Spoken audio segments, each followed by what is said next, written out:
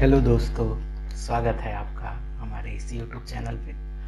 आज हम फिर आपके लिए लेकर आए हैं एक नया वीडियो, जिसमें आज हम लोग अपने इस सीरीज़ को आगे बढ़ाएंगे, जिसमें आप लोगों ने अभी तक पढ़ा था बॉडी टैग और उसके एट्रीब्यूट्स को और यूज़ भी किया था। आज हम चलते हैं एक और टैग, एक और एलिमेंट जिसका नाम है हेडिंग। हेडिंग एलिमेंट की तरफ बढ़ते हैं। इस हेडिंग एलिमेंट में आप देखेंगे कि जो भी हमें जब हम डॉक्यूमेंट बनाते हैं तो डॉक्यूमेंट में हमको ज़रूरत होती है कि किसी को अगर हमें किसी पर्टिकुलर टॉपिक को अगर हमें समझाना है तो पर्टिकुलर टॉपिक का टाइटल देना ज़रूरी होता है, और वो भी टाइटल अलग अलग साइज़ का देना होता है। अब जैसे कोई अगर कोई आर्टिकल लिख रहे हैं तो उसमें मेन जो होगा वो थोड़ा सा बड़ा होना चाहिए, उसके सब टाइटल जो होंगे वो थोड़े छोटे होने चाहिए, सबके सब टाइटल होंगे वो और छोटे होने चाहिए। तो इस सब चीज़ों को ध्यान में रख करके जब कोई आर्टिकल लिखता है तो उसके लिए ध्यान में रख के क्या हुआ है कि जो HTML है, HTML जो है आपको 6 तरीके का हेडिंग प्रोवाइड करता है। हेडिंग को इंडिकेट किया जाता है H1, H2, H3, H4, H5 और H6 तक। अब जैसे इसमें दिखाया जा रहा है कि H1 defines the largest heading. H1 जो है सबसे बड़ी हेडिंग को डिफाइन करता है, जबकि H6 जो होता है वो सबसे छोटी हेडिंग को। ठीक है। अब इसमें क्या है कि जब भी आपको जरूरत होती है कि हम सबसे बड़े हेडिंग का यूज करें तो सबसे बड़े हेडिंग के लिए हमको क्या जरूरत पड़ेगी, H1, और सबसे छोटे हेडिंग की जरूरत होगी 6। अब जैसे H1 सबसे बड़ा होगा तो उससे छोटा H2, उससे छोटा H3, फिर उससे छोटा H4, ऐसे करके चलते चला जाएगा। ठीक है। तो बस H1 से लेकर H6 तक होता है। अब इसमें अगर H7 वगैरह यूज करते हैं तो फिर वो नहीं है, क्योंकि ये टैग है और इनके डेफिनेशन बस H1 से लेकर H6 तक ही कंपाइलर को बताई गई है। ठीक है। अब इसमें एक छोटा सा लाइन और है कि जब भी हम हेडिंग वगैरह यूज करते हैं तो वो अपने नीचे एक एक्स्ट्रा ब्लैंक लाइन जरूर जोड़ देता है, जिससे कि आगे के कंटेंट लिखे उससे वो अटैच ना हो, वो उससे बाद में लिखे रहें। ठीक है। तो ये अच्छा चीज है। जैसे कभी भी हम लोग हेडिंग लिखते हैं तो जरूरी ये होता है कि हम उसके नीचे एक लाइन छोड़ दें, फिर उसके बाद से हम पैराग्राफ्स वगैरह लिखें। ठीक है। तो चलते हैं, इसको थोड़ा सा हम देख भी लेते हैं अपने प्रोग्राम में।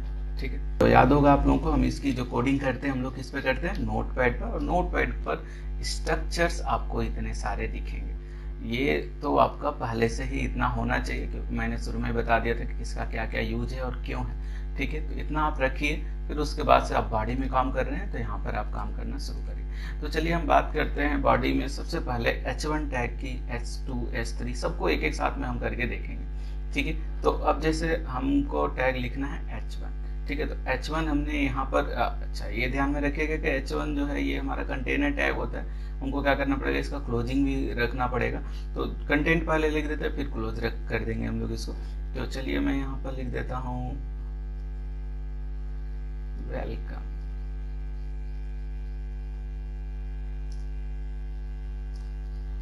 My YouTube channel. ठीक है। तो बस इतना लिख दिया हमने, और हम यहाँ पर H1 क्लोज कर देंगे। ठीक है। अब इसमें कोई प्रॉब्लम नहीं होनी। अब हमें क्या करना है कि इसमें अब H2 को भी हमें देखना है। तो अब क्या कर ले कि कॉपी पेस्ट तो आता होगा आप लोगों को, तो हमने यहाँ कॉपी करा, पेस्ट 6 टाइम पेस्ट कर देते हैं। अब हमें सबको एक साथ देखिए, हमने टाइप कर दिया, इसमें कोई साइज वगैरह नहीं दे रहे हैं, बस हम क्या कर रहे हैं, टैग बदल रहे हैं, और ये टैग अपने तरह से काम कर लेंगे हमारे इस ब्राउजर पर, जो भी इन टैग के डेफिनेशन में लिखा होगा, H1, H2, H4, H5, H6। अच्छा, अब यहाँ पर H1 हमने ओपन किया था तो H1 बंद हो गया, फिर H2 हम इसे क्लोज करते हैं, फिर उसके बाद H3, फिर उसके बाद H4, फिर H5, फिर H6। चलिए ये हमारा काम हो गया। इसके बाद से हमको क्या जरूरत पड़ेगी कि हम इसे सेव करें HTML फॉर्मेट में, मतलब एक्सटेंशन हमें HTML देना होगा, और फिर इसे ब्राउजर पे हम लोग इसे रन कराते हैं। तो चलते हैं, सेव करते हैं, Ctrl+S। Ctrl+S हमने सेव किया, नाम दे दिया, चलो हेडिंग दे देते हैं। ठीक है। बाद में हम लोग जब हम लोग वेब पेज डिजाइन करेंगे तो प्रॉपर नाम देंगे, और जरूरत होती है प्रॉपर नाम देने की। ठीक है। तो heading.html हमने दे रखा है, फिर उसको हम क्या कर देते हैं, सेव कर देते हैं।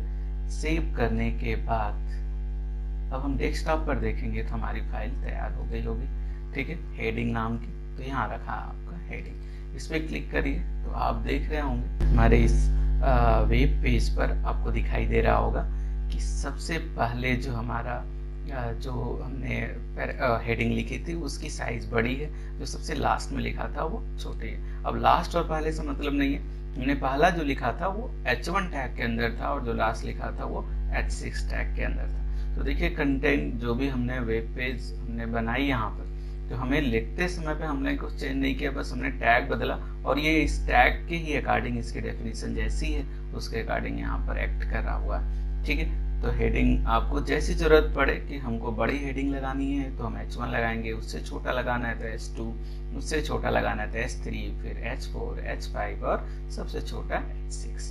तो आप पूरे वेबसाइट पर अपने पूरे पेज पर आप अलग अलग तरीके का हेडिंग आप यहाँ से अप्लाई कर सकते हैं, ठीक है। तो ट्यूटोरियल में बस इतना है, फिर अगले वीडियो में हम कुछ और लेकर आएंगे।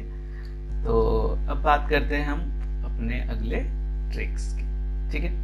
तो रोज जैसे मैंने प्रॉमिस किया था कि मैं रोज एक ट्रिक्स लेकर आऊंगा आपके लिए, ठीक है। तो अब आज बात करते हैं एक अच्छे ऐसे ट्रिक्स की कि जैसे क्या होता है कि अक्सर करके हम जब कभी जब हम कभी कोई प्रॉब्लम हो जाती है हमें या कुछ चेंज करना होता है, कीबोर्ड की सेटिंग, डेस्कटॉप की सेटिंग, माउस की सेटिंग, कुछ सेटिंग वगैरह चेंज करना होता है, तो हमें कंट्रोल पैनल जाना होता है और कंट्रोल पैनल में अलग अलग कैटेगराइज करके चीजें रखी रहती हैं, फिर उनके अंदर हमें हर एक सेटिंग को ढूंढना होता है। तो वो थोड़ा सा डिफिकल्ट हो जाता है, अगर कोई बिगिनर है वो नहीं जानता है, कंप्यूटर नहीं चलाया हुआ है, तो उसको हर ऑप्शन के अंदर ऑप्शन जब चले जाएंगे तो थोड़ा ज्यादा डिफिकल्ट हो जाता है। तो आपको जो है विंडो जो है आपको एक फैसिलिटी देता है जिसे हम गार्ड मोड कहते हैं। इस गार्ड मोड में क्या होता है कि आप एक साथ सारे के सारे जितने भी हमारे पास सेटिंग्स हैं कंट्रोल पैनल के अंदर, जितने भी, वो सारे एक साथ आपको दिख जाएंगे और फिर आप उसमें से चूज कर लेंगे आपके हिसाब से क्या है। जैसे आप लोग को डेस्कटॉप पे दिख रहा होगा एक छोटा सा आइकन, मैं आपको दिखाता हूँ। इसमें क्या है कि अब इस पे मैं क्लिक करूंगा तो आप ध्यान से देखिए, इसमें जितने भी सेटिंग है एक एक करके, जैसे हमको अगर अब हार्ड डिस्क को फॉर्मेट करना है या पार्टीशन करना, वो भी अब ये देखिए ढूंढने में टाइम लगता है लोगों को, जो नए लोग होंगे वो नहीं ढूंढ पाएंगे। डिफ्रैक्ट करना, चीजों को अरेंज करना, ये सब भी इसमें पड़ा हुआ है। कंप्यूटर की मेमोरी प्रॉब्लम डायग्नोज करना, स्पेस फ्री करना, हर चीज यहाँ पर आपको एक साथ में मिल जाएगा। कितना आसान चीज है, आप एक साथ में इन सारे को एक्सेस कर सकते हैं। देख रहे हैं कितने सेटिंग्स, सारे सेटिंग आप एक बार में ही आपके सामने आ जाएगा। तो चलिए ये कैसे बना गार्ड मोड, तो चलिए हम आपको बताते हैं। बहुत आसान चीज है, कैसे करना है आपको। तो सबसे पहले मुझे इसे डिलीट करना होगा, ठीक है। डिलीट कर लिया हमने। अब हमें क्या करना है, कुछ नहीं करना, जैसे पहले करते थे, राइट क्लिक करेंगे, न्यू करेंगे और इस न्यू में अब की हम शॉर्टकट नहीं यूज करेंगे। पिछले दो ट्रिक्स में हमने शॉर्टकट बताया था, अभी शॉर्टकट नहीं, अब की हम बनाएंगे फोल्डर, ठीक है, फोल्डर। और इस फोल्डर में हम फोल्डर का नाम ही रीनेम करेंगे और इस रीनेम में ही हम वो कोड डालेंगे। अब कोड में बताता हूं क्या है, आप लोग कॉपी कर लीजिए, डिस्क्रिप्शन में मैं दे दूंगा आपको। ये रहा कोड आपके सामने, ये कोड आप बस कॉपी करिए, Ctrl+C, फोल्डर में जाइए और उस फोल्डर को रीनेम करिए। रीनेम के लिए F2 प्रेस कर सकते हैं या राइट क्लिक करके रीनेम कर दीजिए, रीनेम आ जाएगा और यहीं पर वो कोड पेस्ट कर दीजिए। पेस्ट करने के बाद एंटर प्रेस कर दीजिए। एंटर प्रेस करते ही देखिए ये फोल्डर ऑटोमेटिक चेंज हो गया कंट्रोल पैनल जैसा, ठीक है। अब आप इसे डायरेक्टली एक्सेस कर सकते हैं, है ना बेहतर ट्रिक्स। आप डायरेक्टली इसे जा सकते हैं। अब जरूरत नहीं पड़ेगी लोगों को कि छोटी छोटी प्रॉब्लम है तो हम ढूंढे किसी कंप्यूटर एक्सपर्ट का। आप खुद एक्सपर्ट बनिए और चीजों को देखिए, यूज करिए, ठीक है। उसके बाद आपको, और आज के लिए बस इतना ही, बाकी फिर आगे लेकर आएंगे हम। कृपया करके आप अगर आए हैं यहाँ पर तो लाइक तो कर ही दीजिए, सब्सक्राइब जरूर कर दीजिए मेरी तरफ से, ठीक, शेयर भी करिए और लोगों के पास पहुंचाइए। धन्यवाद, ओके, बाय।